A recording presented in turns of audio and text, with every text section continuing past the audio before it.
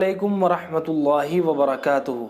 मोहतरम नाजरीन, जैसा कि आप हज़रात को मालूम है कि 6 नंबरों के ऊपर बात चल रही है और उन 6 नंबरों में से 3 नंबर तो ज़िक्र कर दिए गए हैं, यानी कलिमा तय्यबा जिसको ईमान भी कहते हैं, नंबर 2 नमाज, नंबर 3 इल्म व ज़िक्र। यहाँ तक बात मुकम्मल हो चुकी है। आज इंशाअल्लाह चौथी सिफत इकराम मुस्लिम को बयान किया जाएगा, बहुत ही इख्तिसार के साथ और हल्के अंदाज में। अल्लाह रब्बुल इज़्ज़त से दुआ है कि अल्लाह मुझे भी और आपको भी अमल करने की तौफीक अता फरमाए।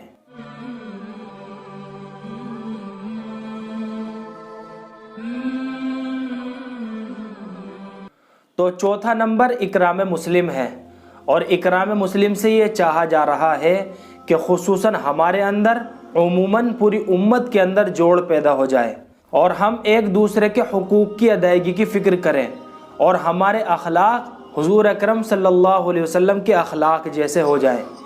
एक हदीस में हुजूर अकरम सल्लल्लाहु अलैहि वसल्लम ने इरशाद फरमाया कि जो शख्स बड़ों की इज़्ज़त नहीं करता और छोटों पर शफ़क़त नहीं करता और उलमाए दीन की कदर नहीं करता, इज़्ज़त नहीं करता, तो वो हम में से नहीं है।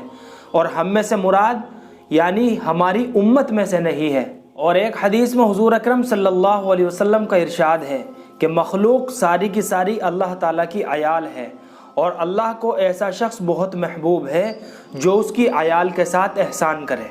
तो मेरे भाइयों, आज हम नेक आमाल तो कर लेते हैं मगर दूसरों के हुकूक को पामाल करके अपनी सारी नेकियों को ज़ाया कर देते हैं, ख़त्म कर देते हैं।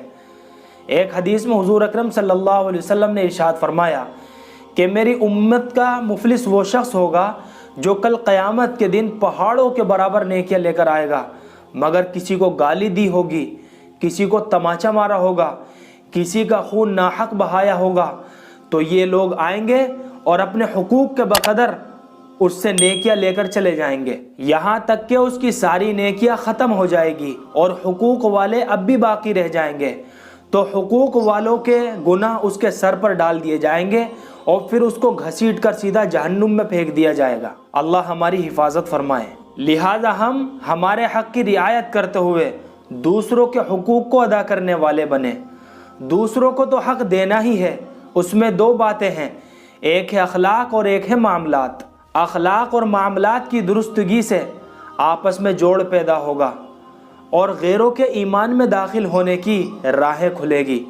नमाज तो हम मस्जिद में पढ़ लेते हैं, रोज़ा हमारे अंदर होता है, ज़कात हम सिर्फ ईमान वालों को देते हैं और हज के इलाके में गैरों का जाना तो मना है, इसलिए गैर तो हमारे अखलाक और मामलात ही से मुतासिर होंगे। तो मामलात के बिगड़ने से नेकियां दूसरों की हो जाएगी और मामलात की दुरुस्तगी से नेकियां महफूज होगी और हमारे अंदर इकराम मुस्लिम का जज्बा पैदा होगा। मोमिन की तो ये शान है कि वो हर मखलूक का ख्याल रखे और तवाज़ो के साथ पेश आए।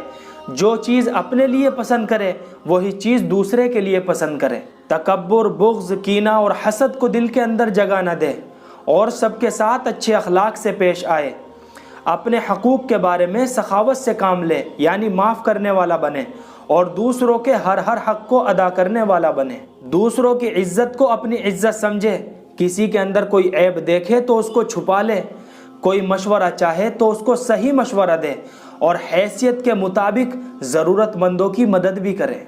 हमारी ज़ात से किसी को तकलीफ़ न पहुँचे बल्कि हमारे जान और माल से अल्लाह के बंदों को नफ़ा पहुँचे और हम इस तरह ज़िंदगी गुजारें कि लोग हमसे खुश हों और हमारे अखलाक से मुतासिर हों। हर ईमान वाले को इज़्ज़त की निगाह से देखे और उसका इकराम करें और गैरों के साथ अच्छे सलूक से पेश आए। हर एक के हुकूक को जानकर अदा करें। अपनी ज़ात से किसी को तकलीफ़ न पहुँचाए, सबको फ़ायदा ही पहुँचाए। गुनाहगार से नफ़रत न करे बल्कि गुनाहों से नफ़रत करे। जो चीज़ अपने लिए पसंद करे वही अपने भाई के लिए भी पसंद करे। तो ये सारी बातें मोहतरम नाजरीन इकराम मुस्लिम हमको सिखाता है।